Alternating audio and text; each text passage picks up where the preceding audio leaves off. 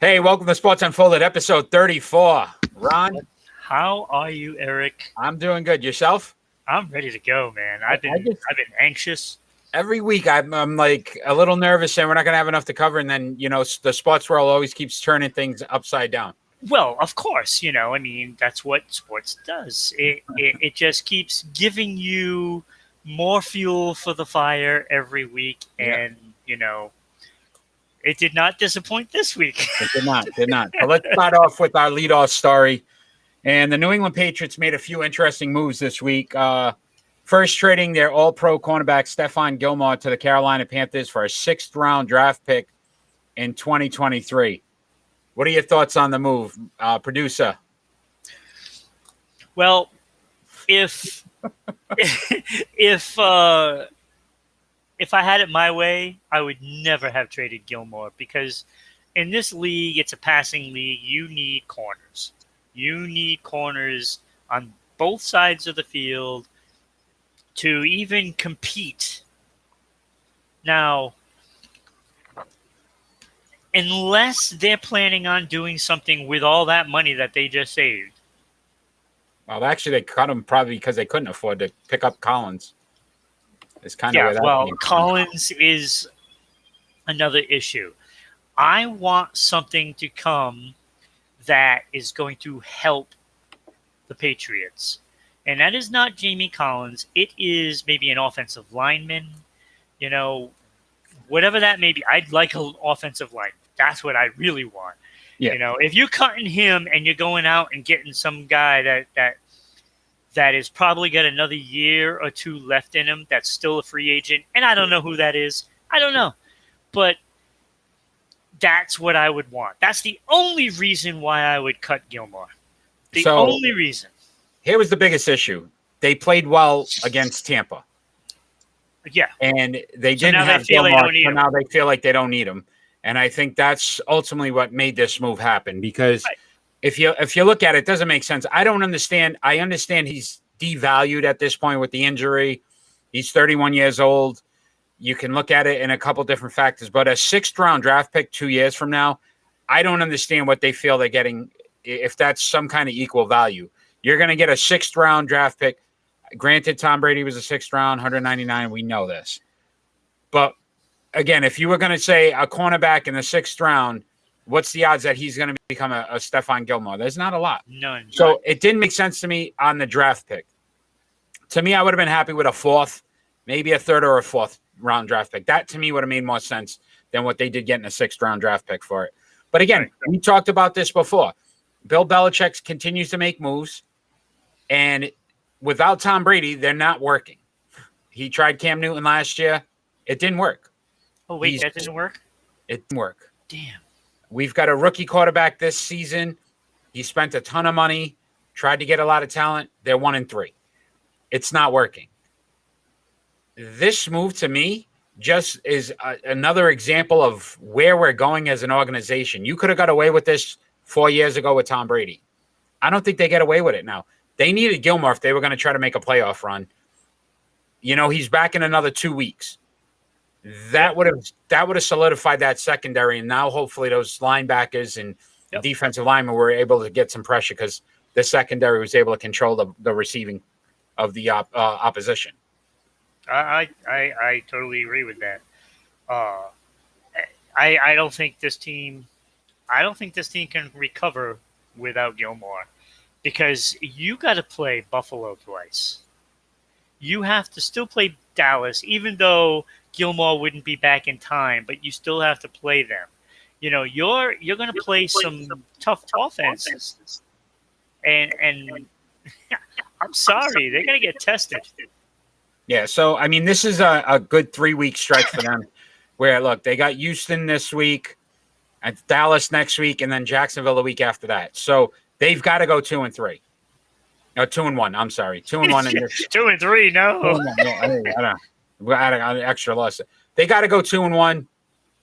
To me, you know what I mean? That's the only chance they have of even legitimately possibly getting into the playoffs. Yeah, because then you're looking at 4 losses already, and without having to play Buffalo at all yet. Yeah. So what about the decision that they decided to bring back linebacker Jamie Collins after his release from the Detroit Lions?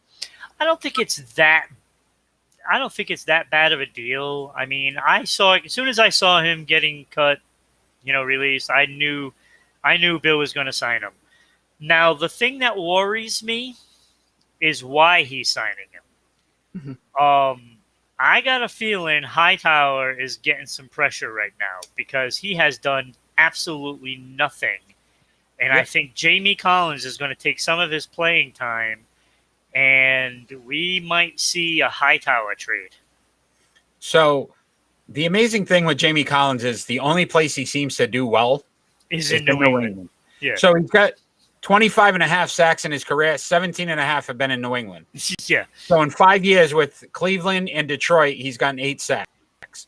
So you could tell right off that he wants to, or he likes the system. It works for him. They use his skills. And I have to agree with you 100%. I think that if you look at what Hightower's done, either he's not fully back from taking a year off and just hasn't gotten back into that rhythm, or he's basically regressed a little bit as a player, because of his age, because of he looks lost out there. Right. So I'm a little concerned, but I mean, look at the linebacking. Even Kyle Van Noy. Kyle Van Noy does not look like the same player he was 3 years ago for us. So again, you're going to need Jamie Collins, but again, he's a 31-year-old linebacker now. How much can he bring to the table? Right, but he's going to bring enough to maybe push the others to actually get their butts in gear and get going, because it can't just be Judon. It can't just be him. We need other players to step up and do their job. Right now, you have a couple of linebackers that aren't doing their jobs. Yeah. And Jamie Collins coming in is it could be a solution, not by Jamie Collins himself, but pushing the other two players to stop playing. Yeah. No, absolutely. So do you think that this move will actually help impact them this season? I do, actually. I do think it's going to impact. Now, whether it's to get Hightower and Van Noy to stop playing, or it's going to get one of them to get traded. And that's where the impact lies. So I know Belichick wants the other two to start playing well. But if they don't, and Jamie Collins does, show up and do his job, then that's going to leave one of those players expendable and vulnerable to a trade. Yeah. So let's move on to the NFL, and we're going to continue discussing the New England Patriots. So the 1-3 New England Patriots will square off this Sunday versus the 1-3 Houston Texans in Houston. What are some of your keys for the game? Just play that solid defense. If you play the defense like you did against Tampa Bay, you should win this game. And again, play calling on offense. Those are the two keys. I'm sorry, it's not Mac Jones. And I'm telling you, oh my God, this infuriated me watching Felger and Maz, you bunch of dumb asses that have no clue what you're talking about. You have lost reality in sports. You have totally lost it. Respected them so much. And then they came out. This is Maz, right out of his mouth. I blame it on the Patriot defense that they're 1-3. I think the only game that it's stunning to actually hear that. It's like, oh, well, they knew the offense was going to be bad, so they needed to be better. Like, hello, it's not their fault. The defense is playing fantastic. You average 16 points a game. Your defense can only do so much. They're the 5th ranked defense in the league overall in total yards given up. So they're doing their job. It's the offense isn't putting up enough points to actually help them out. I mean, there was only one game where I can remember they didn't make a stop when they needed to. You know what I mean? And other than that, I mean, it's really not. The defense is. And then, Eric, to top it all off, they got onto the subject of Mac Jones, right? And basically, if it was Tom Brady, he would bring them down the field, put him in position, and Vinatieri would just kick the field goal and we'd win. Sure.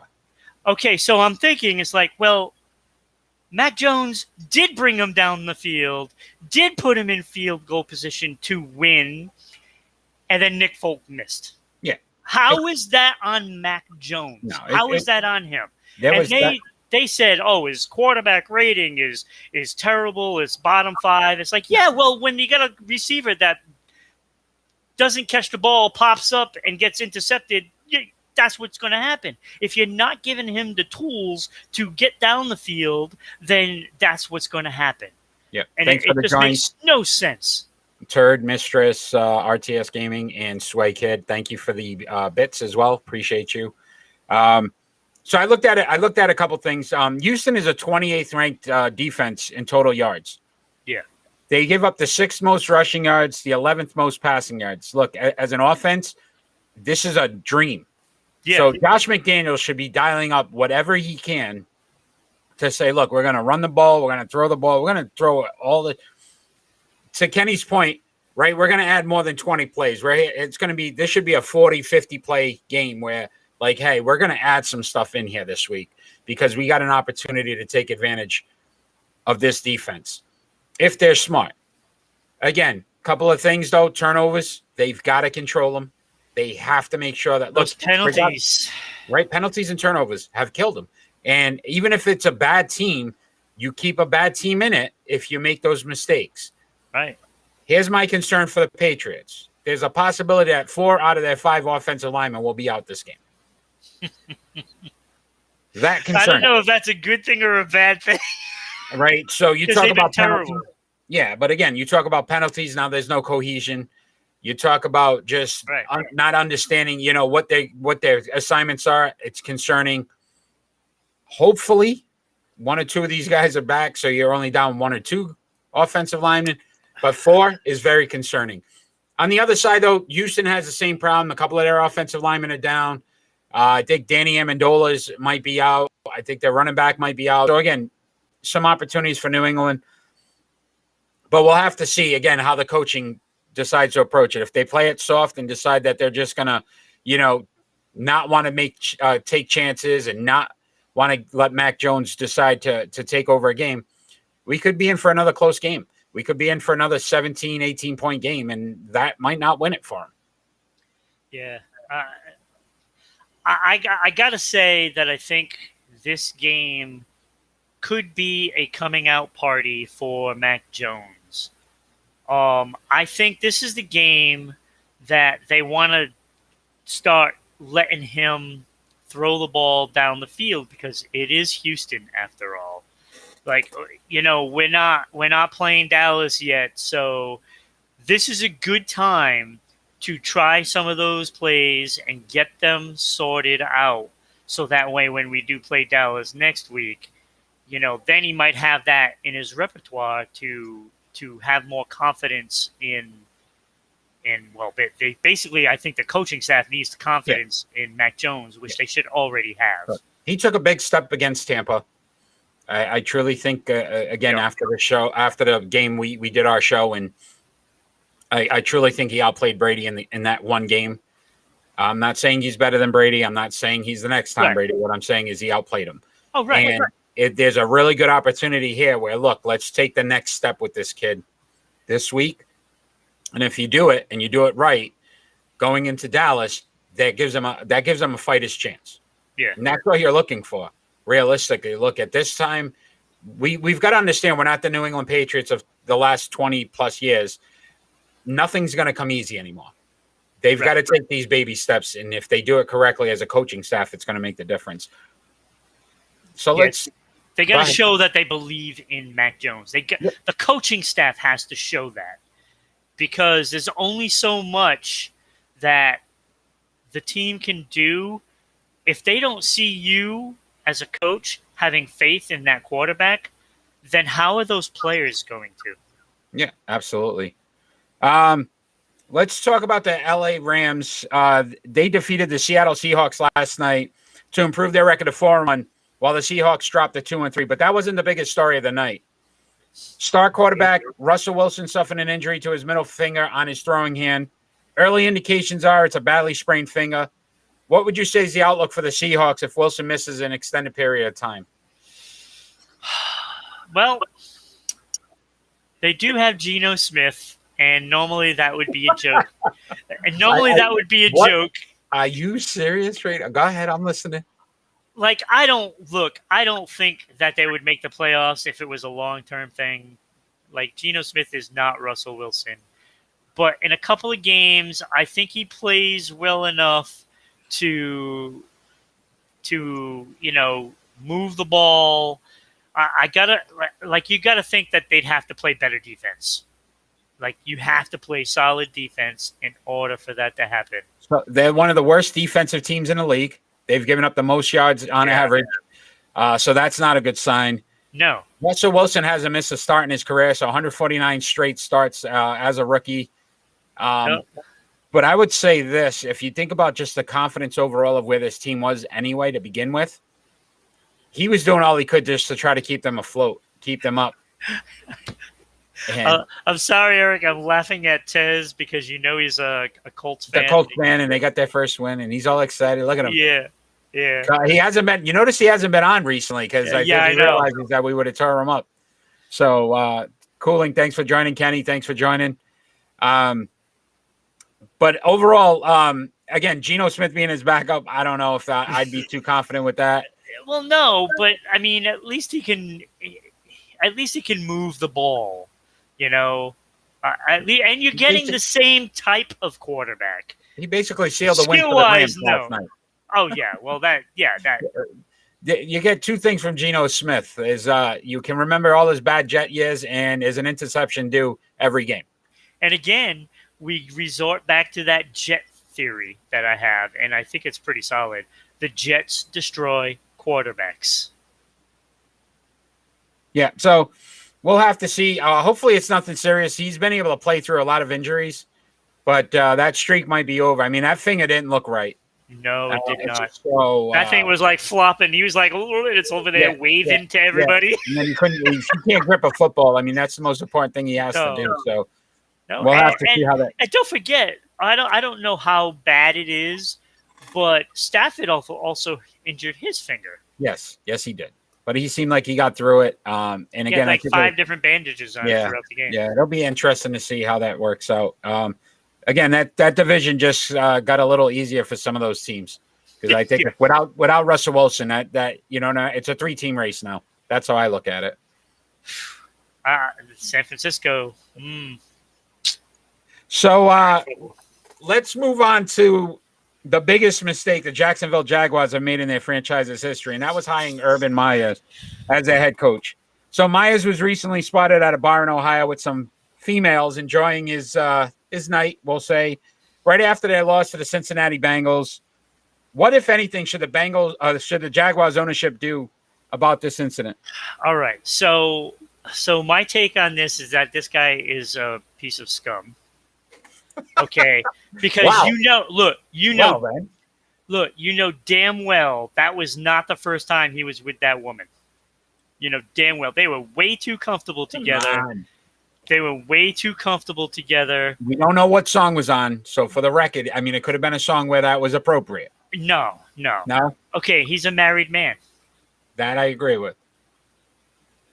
So to me, this isn't a problem for the Jacksonville Jaguars yet. It will become that once some of these players decide to go out partying and have a good time, and he says, oh, you can't do that, blah, blah, blah. Well, look at you. Yeah, exactly. And I think that's what, unfortunately, this is what he's created now. If you look at it, they're 0-4 in the season. Clearly, his focus isn't on winning or the team. You know what I mean? Because, again, you're a horrible example for the players. If you're going to try to tell these players how to act, how to focus, how to get, make sure, look, we need to win games. And he's going to lose respect for all the players. He's going to lose all of it. All of it. After a loss, to me, he should have been right back in Jacksonville saying, we got to figure out how we're going to get a win.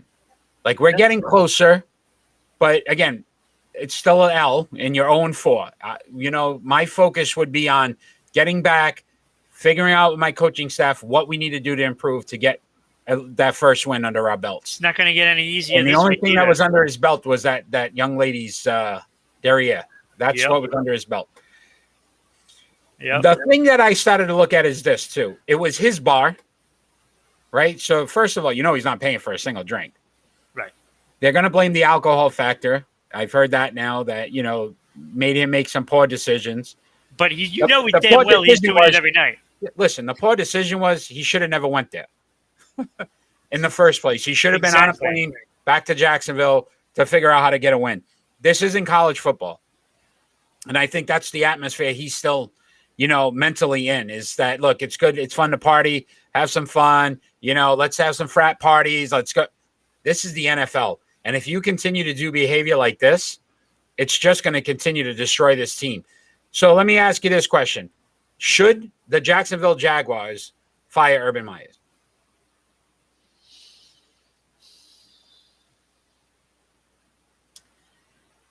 I feel as though, yes, it's borderline, because what he did isn't really that big of a deal. Yeah, I agree. But it puts the player coach in an area that the team will get away from him. And I think the organization as a whole, right, they've got to be able to accept it. So I say this. If and they a role lose model for your star quarterback that you just drafted. So think about this. They play the Tennessee Titans, who had a bad loss against the Jets last week. If Tennessee comes out and they blow out Jacksonville, you're going to have to question if this ownership can keep him around, because it just goes to show that, look, at this point, where's the focus and the structure going to be for this team going forward? Because this would haunt them. If it's a close game, he can probably skate. If they lose badly after this incident, it could also ultimately cost him his job. That's how I would look at it. Yeah, I agree with that. And I'll go one step further. Tennessee just lost to the Jets. That's right? A bad loss, yeah. You don't think that team is coming out to play this week? Oh, boy. And that's the thing for me is, if I'm Urban Meyer, I've got to show that I can get this team focused again and able to compete. And if they don't compete this week after this incident, if I'm the owner, I'm starting to think, well, okay, was it because of what happened and the players are just giving up and they don't feel like they can respect you and want to, you know what I mean, go forward with you? That's going to be on him. Listen, at the end of the day, he has a wife, he has kids, his family, and they've got to go through this. And I'm not trying to say football is more important, but at this point, his focus needs to be on this football team. He's going to have to figure out his marital issues with his wife, on the side. That's coming. Which is going to be difficult. Yep. But they need to perform this week. If he put it this way, if he has any interest in continuing to coach in the NFL, his team needs to be competitive this week. They're not going to be. It's not even going to be close. All right. Let's look at some week 5 matchups that we're interested in seeing. What do you got, Ron? All right. So there are 3 games that I've keyed in on. Oh, me too. See, this again, 3 weeks in a row. There are 3 other games that are interesting. Okay. Those interesting, I'll do that really quick, are the I can't even read my writing. The Steelers and Broncos game. That is interesting because Broncos, this could be a tailspin if they lose to the Steelers. The Giants and Cowboys, it seems lopsided for the Cowboys. But I'm going to hope that the Giants come out and play and make this a game. And then there's the San Francisco-Arizona game. Some interesting.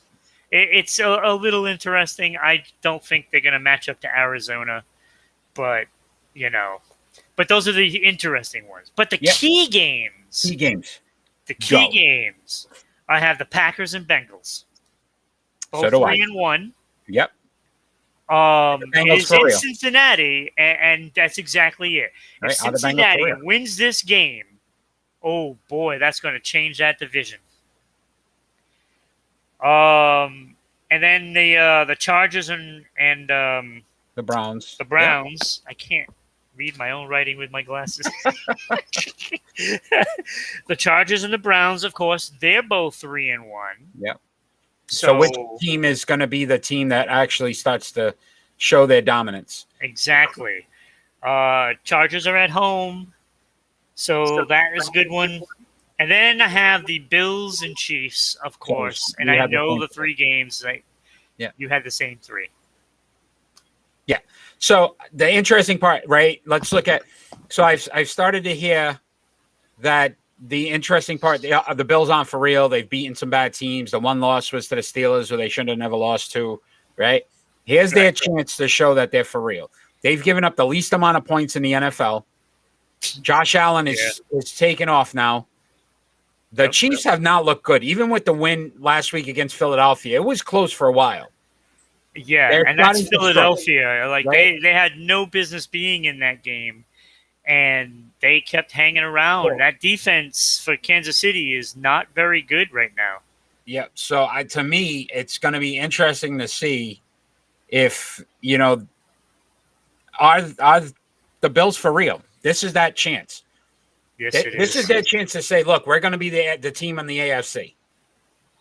All right. So really good games. Those 3 really excited to look for. All right, my friend, it's time to talk some Major League Baseball. Oof.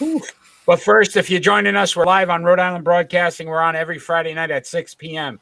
Facebook, YouTube, Twitch on Rhode Island _broadcasting. Like, follow, share, bits, everything you can do on all 3 of those platforms. We appreciate it.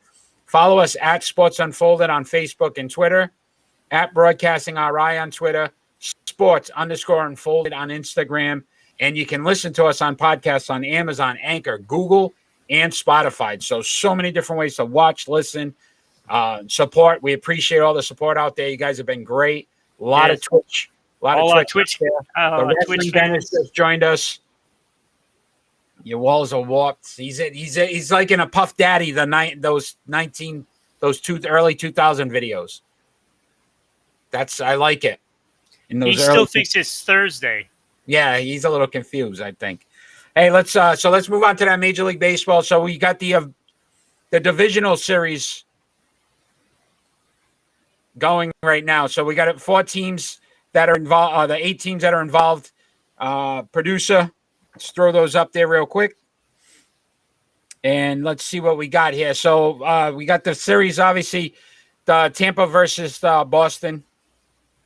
Boston defeated the Yankees in the wild card, and obviously they lost yesterday. They're playing tonight. What do you got going for this series? Oh, well, like I said before we started the show, if Sale isn't Sale, the series is over. They have to win tonight or they're getting swept. That's basically the option. Unless Eovaldi pitches game 3. If he pitches game 3, then I have some hope because he steps up like that. That is a playoff pitcher. He kind of reminds me of what like Schilling did when he was around and how he is in the playoffs. Eovaldi is no different from that. He is spectacular in playoffs. He pitched very well against the Yankees. He's done well in the playoffs. But to me, Tampa Bay has just been so dominant all year. I mean, they do not seem to lose a beat. Even when they've struggled, it's only been for a few games. I can't see them losing, 4 games in a row. That's why they have to win this game because you can't go down 2-0 because you're not going to win 3 straight against Tampa Bay. Yeah. You're not going to do it. A 5-game series, right? 5-game series. Yeah, it's a 5-game series. So, you know what I mean? I don't see them losing 3. All right. What about the other American League matchup? So Houston, I believe, is up 2-0. I know they were winning today, so I might be jumping the gun, but I'm pretty sure that Houston won. They beat the White Sox. Is this series over? I would think that Houston would win no matter what anyway. I don't think it'll be a sweep, but 4 games, I think Chicago is good enough to win 1. I just think Chicago doesn't have any playoff experience, really. Like, that team is just learning how to win. And how about the Astros coming back from that whole situation and being able to do what they've done again? So yeah, that's it makes pretty, you wonder who was the actual cheater. yeah, but that's pretty remarkable because if you think about it, I mean, this team could have been dead and buried. Yeah, could have. And you know what I mean? They came back, they performed again. They looked dominant. If it's Tampa Houston, I mean, that's a very interesting series because both of those teams are match up very well. Yeah. So that'd be interesting. All right, let's look at the National League. We got we'll go Brewers and Braves first. What do you think? I'm actually leaning towards the Braves. Wow, okay. I think they match up so closely together, but I know that Milwaukee lost what was it, Davison? Reliever with a fractured finger. Yeah. That's a big loss. But I also think that there's another reliever that's hurt. I want to say it was Davis. But if that is in fact true, if they've lost two relievers, that's going to put a big hole in their bullpen. And I think Atlanta could take the series in 5. I think it's going to go 5 no matter what. I think it's going to be a fun series. Look, we've doubted the Brewers all year. Yeah, they have great starting pitching. Right? And they've done well. They've just continued to grind. But again, I like the Braves as well. This series is, I think, too close to call. It could go either way. I really think this is a very close series. Let's talk about the other National League. Oh my gosh. It's hard to believe the second best team in baseball is going to go home. Right. And I say the second best because whoever wins the series is the best. Yeah. Record-wise, because they're the top 2 teams in baseball. Yeah. And one just happened to have to be in the wild card spot. And the fact that they have to play each other right off the bat. Yeah. After the Dodgers beat, St. Louis on that last second, heroics. And again, right. they've shown so many different ways to win. But how do you doubt the Giants at this point and what they've done all year? It's hard to. How many times did we do predictions and we said this is the week that San Francisco falls to LA and they somehow kept doing it and they just kept doing it. So LA actually had the best record since the All-Star break, I believe. Uh-huh. But it was only like 2 games ahead of the Giants. So so here we are. And we're talking about the same 2 teams over and over and over all season long. And I remember when we thought, maybe San Diego might grab that last spot. And at the time, they were playing pretty well. But then they finished like 13 games back. Yeah, they fired their manager this week. Yeah.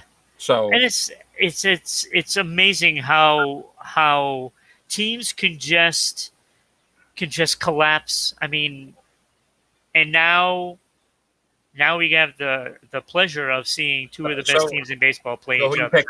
Who are you picking?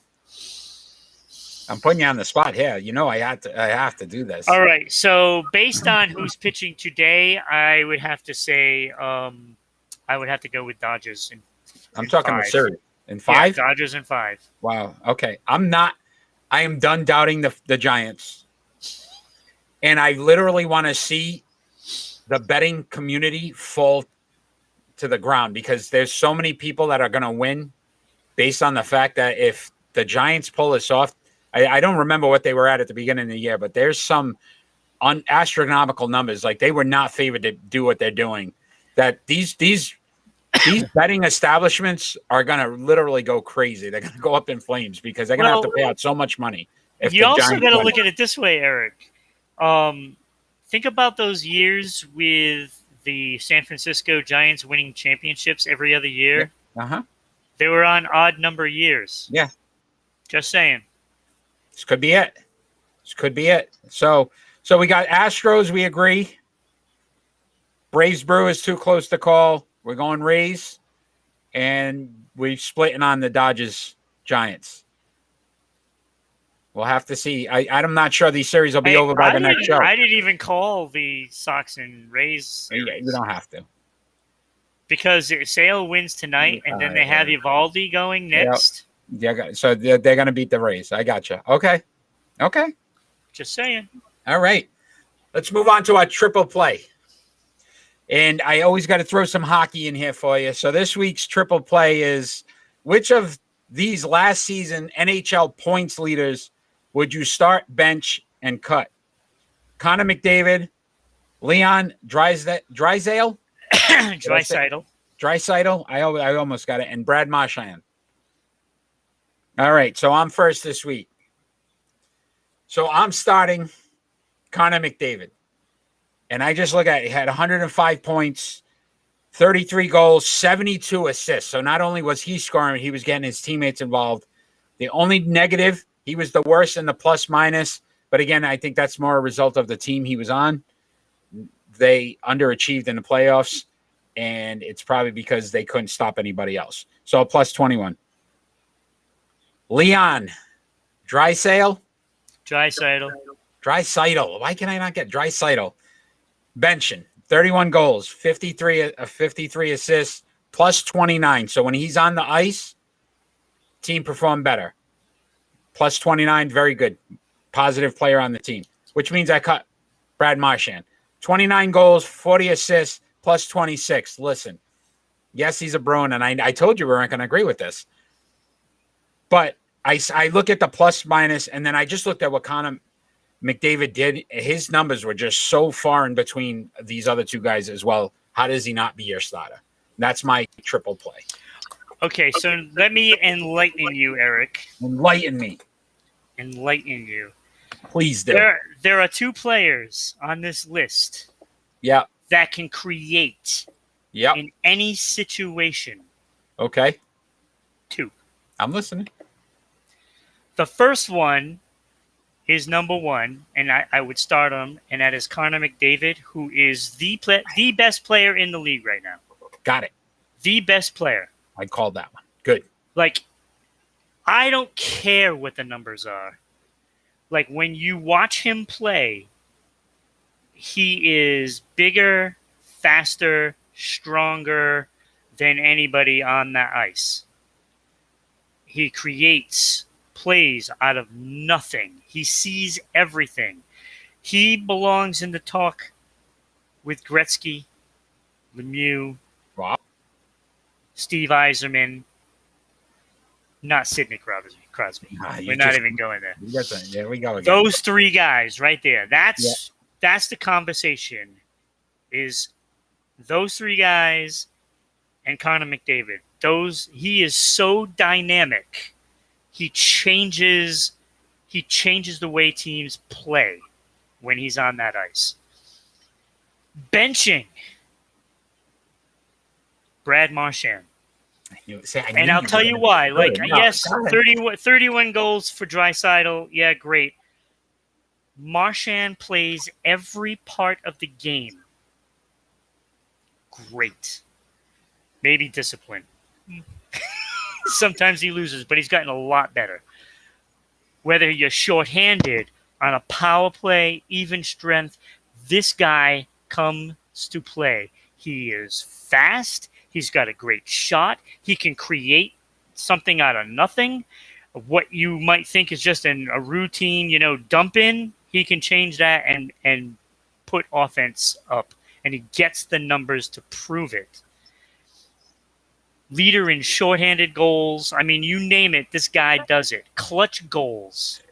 Clutch goals is what Brad Marchand is all about. The overtime goals, the playoff winning goals, all of that stuff matters, and it puts him way ahead of Draisaitl. Way ahead. The numbers don't say so, but in fact, yeah, I know the numbers don't say so, but when you have Connor McDavid on your side, you are going to get points. So let me ask you this question. It's like Kevin Stevens when he played with Mario Lemieux. He just stands in front of the net. You bank it off of him. All right, but you're the hockey guy. Was there more talent on Boston or Edmonton? Other than Connor McDavid, because we obviously know he's a superstar. There was probably overall more talent on Boston, but no one as dynamic. Look, I love Bergeron. Yeah. But he is not Connor McDavid. Have been better. Right. He's not Connor McDavid. Now, you also have Pasternak. So, but when Pasternak is removed from that line, Bergeron and Marchand still go. They still go. So you got Draisaitl. I said it. Draisaitl. I did it. He would be my cut, and it wouldn't even be close because I would have it down to the other two every single time, no matter how I look at it. Just so if there's any hockey fans out there, we're going to be covering NHL preview show on Monday at 7 p.m. So if you enjoy hockey or you enjoy someone hacking everyone's name, watch that show. I am going to butcher probably more names in that than your local deli. Well, when you butcher Patrick Waugh. Right? I couldn't. No matter how many times I tried to say it, I couldn't say it right. But we're going to continue with this NHL theme, and we're going to talk about Carey Price, the goaltender for the Montreal Canadiens. He has left the team voluntarily due to some mental health issues. The Canadiens made a big run last season, right, losing in the Stanley Cup Finals. How big of a loss will this be for the team if he's out for a long period of time? They won't make the playoffs. Not without Carey Price. What does Carey Price look like? I don't know if our producer can put him up there real quick, because I know that is Carey Price. Yes. Okay. Yeah, that is Carey Price. So, I mean, the first and foremost, we have to look at the person and what he's going through. So I think from a standpoint, as fans of sports, sometimes we get selfish and we want to just I can't believe it. But this is probably the best thing for him, because if he wasn't focused or couldn't get focused because of some other things that are going on, he might not have been as good for the team anyway. But we've discussed it, and the one thing I do know about hockey, and the one thing you've taught me about hockey, you need solid goaltending if you want to win, especially in the NHL, right? So him and what he was able to do for the Montreal Canadiens last season to get them to the Stanley Cup. It was remarkable, to be honest with you. Right? And him being out now, this could ultimately cost the team. Good for him as a person that he's able to do this for himself and hopefully get well. Yeah. The team itself, unfortunately, is going to have to struggle. Yeah, they're gonna struggle big time too, because this team did not improve in the offseason. In fact, they probably lost more than they gained, and I don't see a good turnout. And I think he sees that, and that is one of the reasons why he's gonna opt out for a little while. Yeah, and I know. Go ahead. No, go ahead. No, go ahead. No, and I know his wife had put out a tweet, just commending him for putting his family and self first. You don't see that too often, and sometimes these guys go down dark roads because they're trying to figure out a way to just succumb to the pressure. Yeah, I'm happy for him. I'm honestly, we're seeing this more from athletes now, right? We're starting to see it more and more from athletes that, look, we're fans, and we say some things sometimes that are probably inappropriate to say about another person. Mm-hmm. It's the emotion of the sport. But these athletes now are starting to say, you know what? I don't care what people say. I care about my mental health and be able to be with my family and take care of my family later on in life. So commend him for that. Canadians probably going to struggle.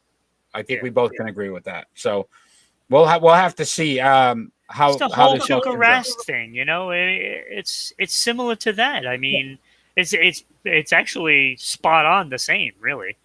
When Tuukka Rask left last year, right? Rask, we weren't sure of exactly why he left when they were in the bubble. It was believed it was for one of his children who was ill. Yeah. But how many times have people criticized him for not coming back, right? And again, we don't know what they're going through. And look, we as Bruin fans say, we know when he left, that doomed us.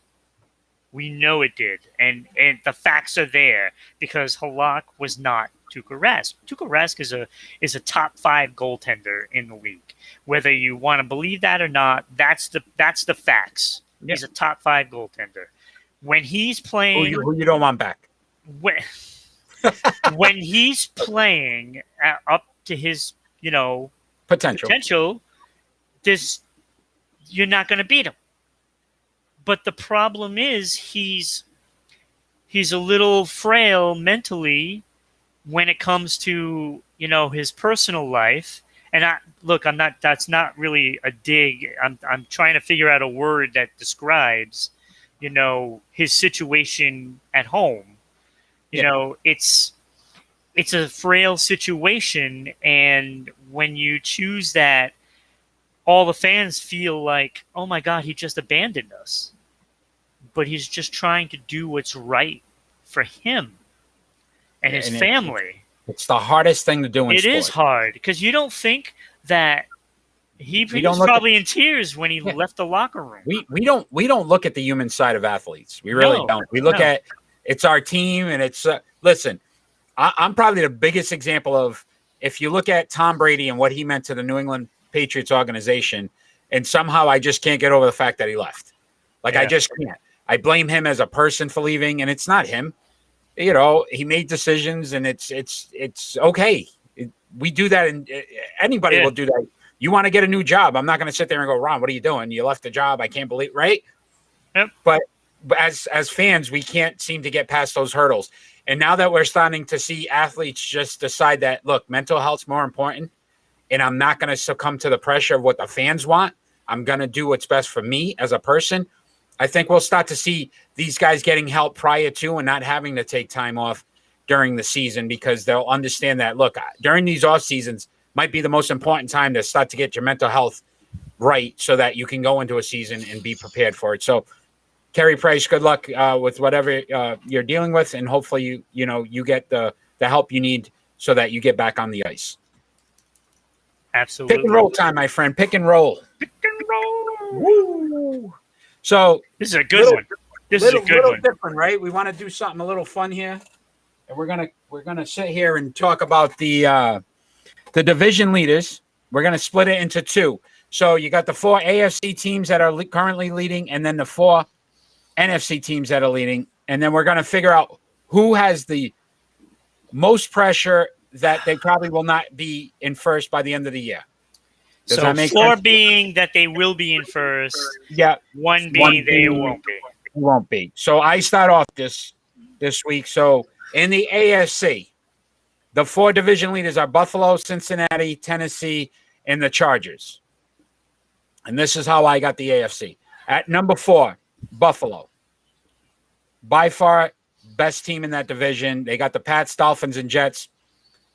None of those scare me enough to say that Buffalo should win it. At number 3, I got the Titans. And the Titans got the Colts. Sorry, Tez. I have to say it. They have not looked like Carson Wentz is the answer. The Jags. And that's a Tennessee team that's not even playing well. Yeah, right? And they got the Colts, Jags, and Texans. So if you look at the 3 teams that are in the division, they no matter what, they should still be better than those 3 teams. At number 2, this team, and this one I debated a little bit, but I said I went with the Bengals. I still think they got a little bit better shot because I feel the Steelers are on the downslide. The Ravens sometimes go either way. And then the Browns, injuries. Right? They've lost Landry. Now they're saying that Baker Mayfield has an injury, so that could help the Bengals. Still think they have a very difficult road to keep the first place in that division. I think Baltimore, and I still think Cleveland's a better team, but they have a better shot than this next team, the Chargers. Because if I'm saying the Chiefs, the Raiders, and the Broncos are in my division, you're all 3-1. Except for the Chiefs, who are probably the best team in the division, who are 2-2. So I can't see them holding on to this. I just think that the Chiefs are going to figure it out and be able to put points up. I think the Broncos will fall back to reality, but the Raiders are an interesting team. They could go either way. And we talked about that during our preview show. We don't know what the Raiders are. We still don't know what the Raiders are. So that's how I have the AFC. What do you got? Okay, I do have number 4, the Buffalo Bills.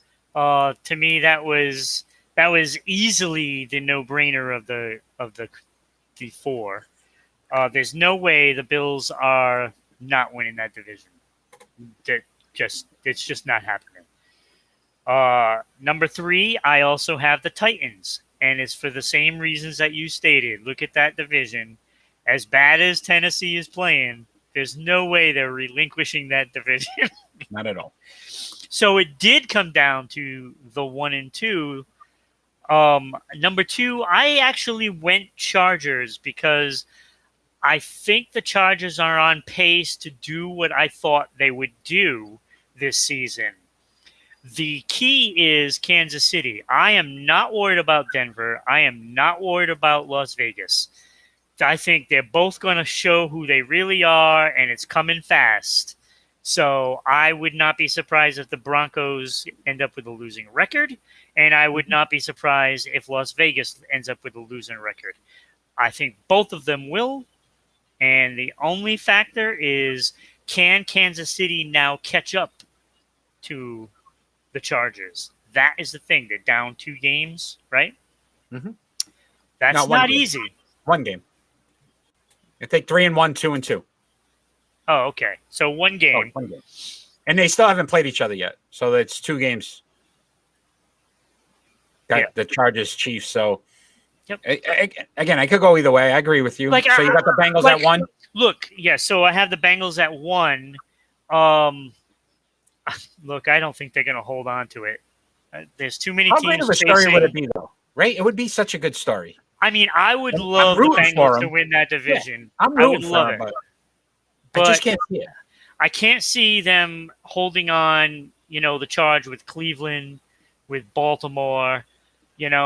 Pittsburgh, to me, they look done. They're done. Yeah, they're fried.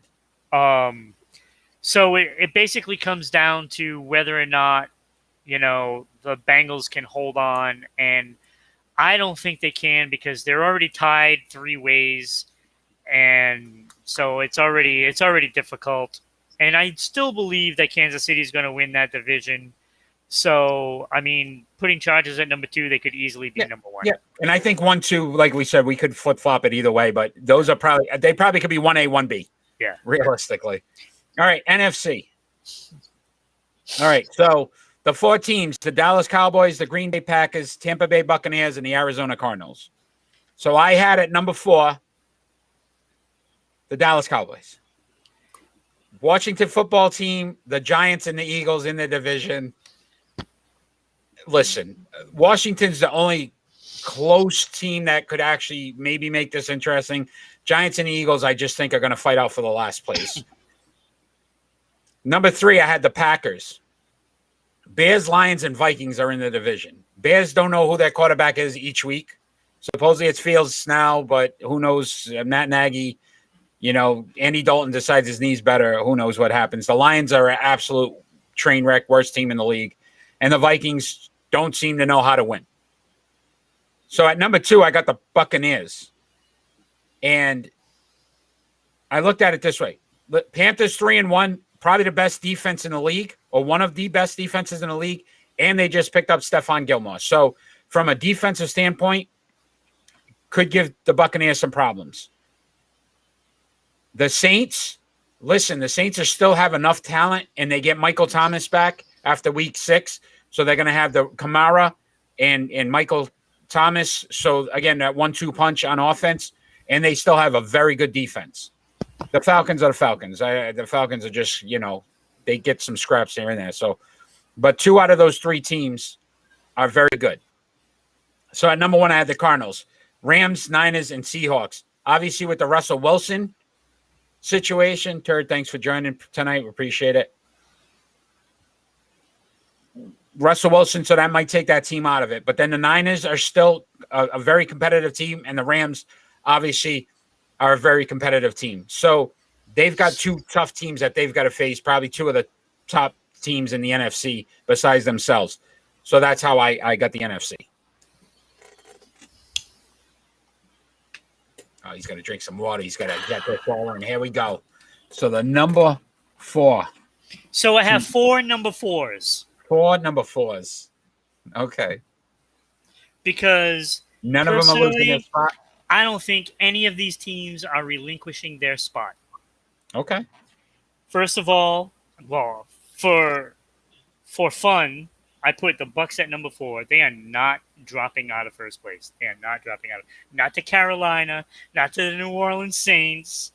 No, it's not happening. The Bucks are going to be number 1 all through the season. It's not happening. Okay. At number 3, I put Green Bay. That division is terrible. Minnesota's a good team, goodish, that can't win. That can't win. Exactly. There's no way Green Bay is falling out of first place. It's not happening. It's not happening. So already those 2 teams, locked. They're locked. So go take your money, go to Vegas, and say these 2 teams are winning their division. It's happening. At number 2, I put Arizona because Wreck-It Ralph, great movie, by the way. I put it at number 2 because they have the Rams in their division, and the Rams are only 1 game back, so it could happen. I predicted Arizona would win the division, and I'm sticking by that, so I don't think they're going anywhere either. And I did predict them to go 15-2, I believe. Okay. At number 1, because the pedigree of the other 3 teams dictate that Dallas has to be number 1. But looking at the start for that division and how bad the Giants are, Dallas is not relinquishing that spot. But if there is a hole anywhere, it could be that division.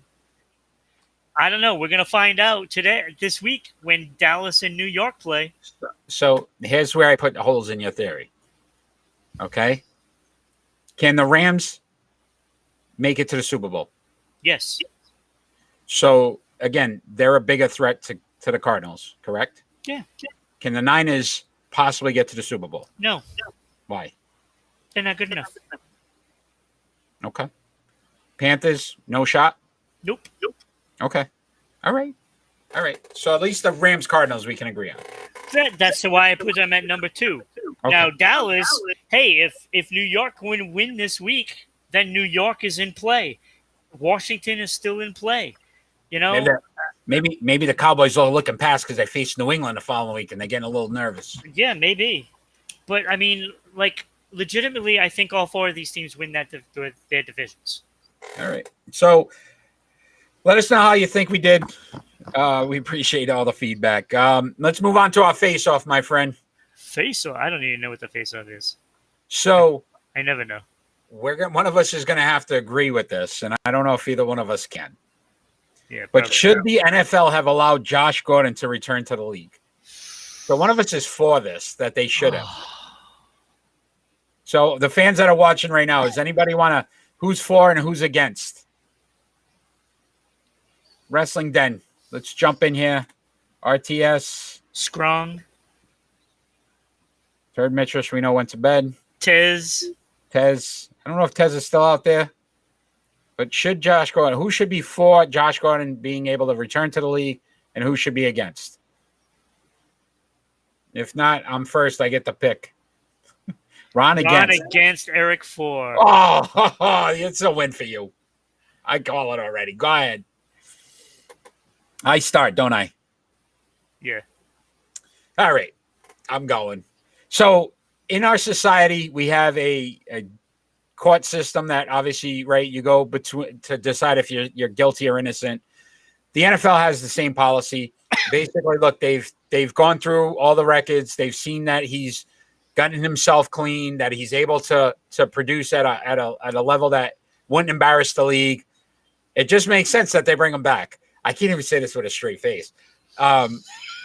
Look, at the end of the day, though, everybody deserves a second, third, fourth, fifth, sixth, and seventh chance. So, realistically, I mean, let's go this way. If he does it one more time, he's done. All right? One more. He has not been relevant since 2013. You are 100% correct. And that's because he's been suspended more years than he's actually been playing. So,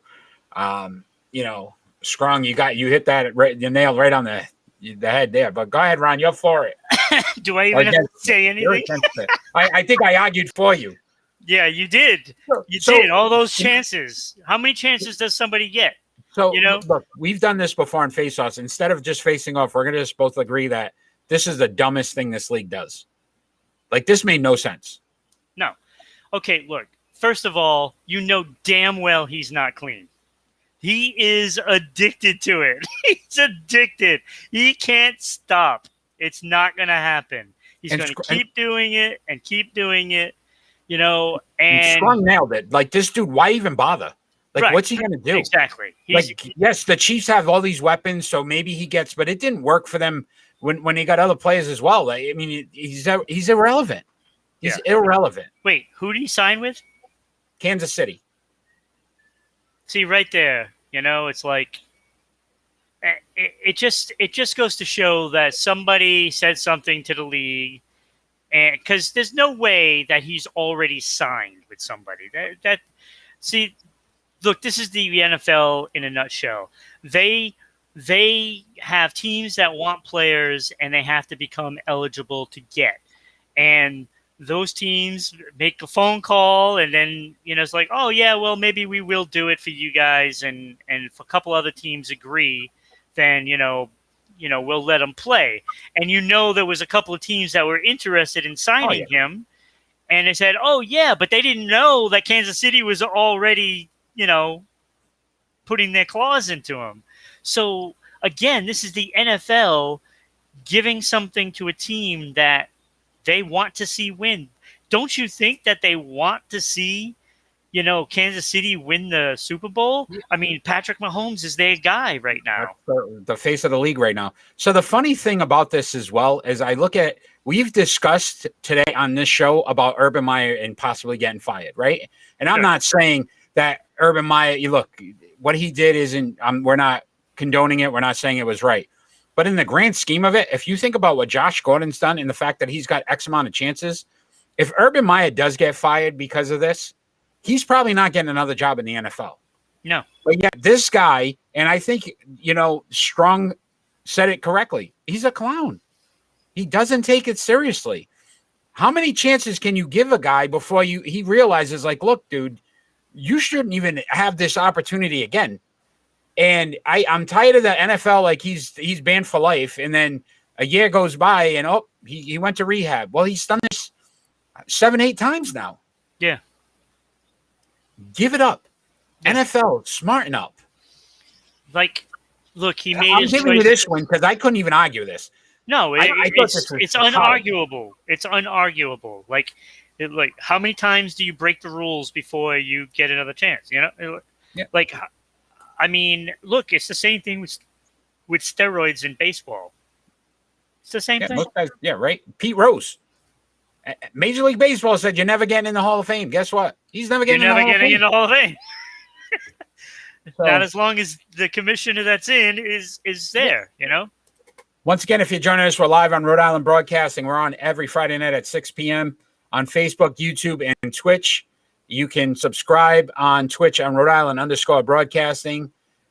We appreciate any of the follows as well. Follow us on social media on Facebook and Twitter at Sports Unfolded, at Broadcasting RI on Twitter, Sports _Unfolded on Instagram. And you can listen to us on our podcasts on Amazon, Anchor, Google, and Spotify. So many different ways you can either watch, listen, support. We appreciate everybody that's out there. We appreciate the fans out there that are listening and chiming in. We love to have this banter, so you guys continue to bring it to us. Ron, we're on to our predictions, my friend. And you won again last week, so 2-1. So nice job. Nice. I got like a 3-week thing going. Yeah, you're on a tear right now. So we'll start off with our NFL predictions. And we've got the Patriots at the Texans. Patriots at the Texans. Well, that's Pats. Tough one. Come on. Yeah? It's Pats.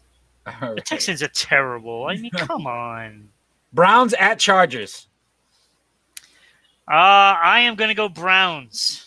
Ooh, I'm going Chargers. At home, and I'm not sure how this injury is going to affect Baker Mayfield. Yep. Chargers. Good call, Strong. What about Bills at Chiefs? I'm going to go Bills. Do you see the ongoing theme? No. You haven't seen it. You haven't noticed yet, right? What's Okay. your team? Just keep going. Are there picks that you've called for your first place teams? Keep All going. right. So just for tonight's game, Red Sox at Rays, because we already decided how the series is going to go. Well, one of Well, us did. you did. One of us. I'm going to had, go Boston. the Stones. I'm going Rays.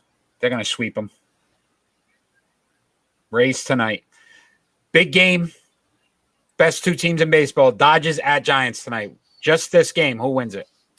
I'm going to go Dodger because Bueller is better than Webb. Bueller. Fry? I'm going Giants. Who'd you pick? Dodgers. All right. Look, we got a bunch of different ones. What Yes, about we did. on Saturday? We've got number 4, Penn State at number 3, Iowa. This just changed everything. Even if it was Penn State at whatever college, Joe Schmo College, I would go with the other college. Iowa. That's who's going to win. I went against Iowa last time. It's the only home team I chose. Oh, that's what you. Okay. All right. Saturday night, big fight. Dante Wilder versus Tyson Fury 3. Oh, I'm What do you got? going Tyson Fury. Tyson Fury. Absolutely. And now after this win, everybody's going to say, "Well, who was the better Tyson?" No, that will never happen. But I will agree with you on Tyson Fury. I just think, look, he's been more dominant in the other two fights.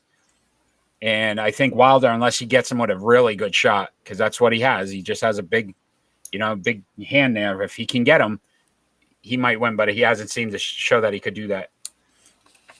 So once again, if you joined us for the first time, how we end our show is we do a final thought.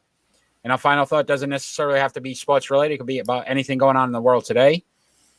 So my final thought, I will go first, is actually my disgust for the 18 former NBA players who were charged on Thursday with pocketing about $2.5 million illegally by defrauding the league's health and welfare benefits plan in a scam that authorities said involved claiming fictitious medical and dental expenses. So these guys were actually, the league pays these guys based off of the fact that they played in the past to help them with medical and dental expenses, because obviously we know the grind of being an athlete. Sometimes afterwards you need some help physically. The league has funds for that. And they basically were having like Beverly Hills doctors put in fake, doctors' procedures so that they would get this money, and then they were traveling and using that money to do other things. We've talked about the NFL and how they messed up with the concussions and some of these guys that had ended up committing suicide and CTE and all these things that happened, and how the league should be better about paying for those players' medical expenses when they get out of NFL. The NBA was doing this, and these guys took advantage of it. And it's a shame. 18 players decided to do this. And some of them probably decided to talk amongst each other and say, hey, this doctor will take care of you. This doctor will put this in.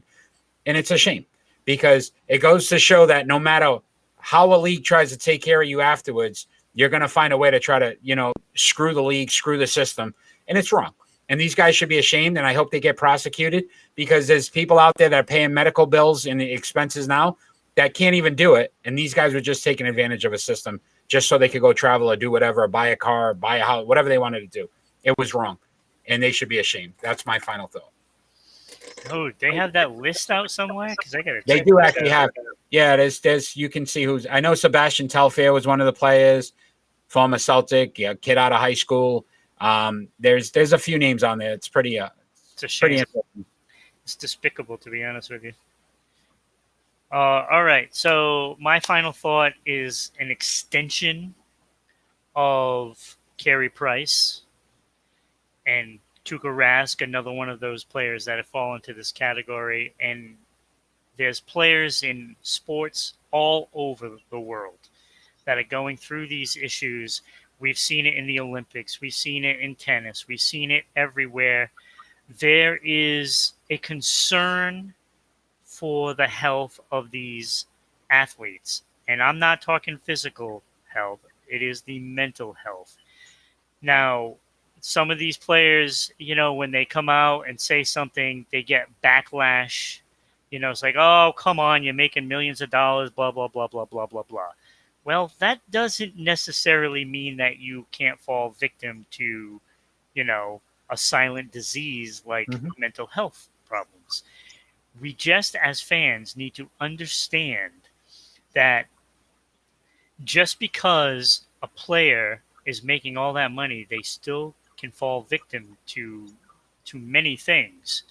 And mental health is got to be taken more seriously, because I don't want to see players just keep leaving, sports, because if it does happen and it's going to start, there's going to be a mass exodus. And if people can't understand that they do need the help at times, and there is no embarrassment to saying that they need the help, because that's right now what they're facing. They're facing embarrassment and backlash from fans.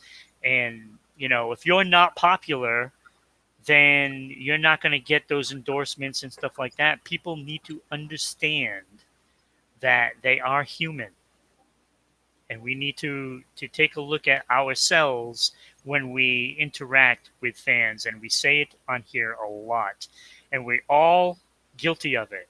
All sports fans are guilty of it, because when you're yelling at that TV from that, like, whether it's a Montreal Canadian, a Yankee, or a Red Sox player, and you hate that team, you're lashing out at that. Well, when you're live at a game and you say stuff like that, they do hear it, they do pay attention, and it can potentially hurt as well. So Great point. I just want to make No, everybody outstanding. understand. No, 100%, Ron. I agree with you. I think, look, there's points in times where I think I felt bad at some of the things I've said afterwards. Like, we don't know what they're going on. I mean, if some of it's self-inflicted, but if it's just part of the game, and, I agree with you. You got me when you said the point about yelling at the screen, the TV, because I'm like, how could this guy not catch that? Or how could he not? Like, again, I probably couldn't catch it. But we'll criticize these guys for it. So, we've got to start to look at the mental health aspect, because you're seeing it more and more. And I think it's because of social media as well, because there's so many different outlets now where people feel it's okay to say it. So hopefully, things get figured out with this, and players can get the help they need prior to. But excellent point. I'm glad you finished off with that. That was great, Ron. Thank you. So all the fans that have joined us tonight, we appreciate you. Thanks for joining us live. Thanks for the Twitch support. You guys have been amazing. YouTube, Facebook, follow us. There's so many different ways that you can watch, listen to us every week, Fridays, 6 p.m. Don't forget, tune in Sunday after 4 p.m. We will do a Patriots post game. And then Monday night, 7 p.m., watch my man, the hockey guy, Ron, just break down every team and tell you who's going to win the Stanley Cup next season. So fans out there, thanks for joining us. Ron, always a pleasure. Great show tonight. Always Thank you, my pleasure. friend. Fans, have a great night. Peace. Good night, everybody.